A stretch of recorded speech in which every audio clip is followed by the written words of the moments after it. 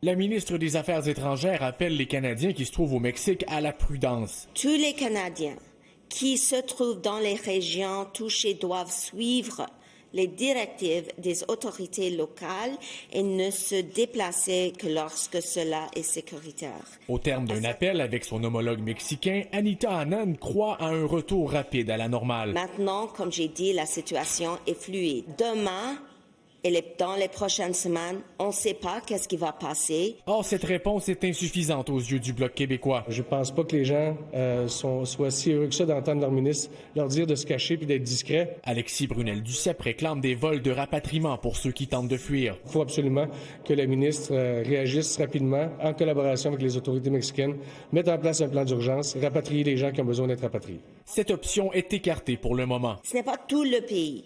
Donc, on peut continuer avec les plans nécessaires, mais on doit suivre le conseil local.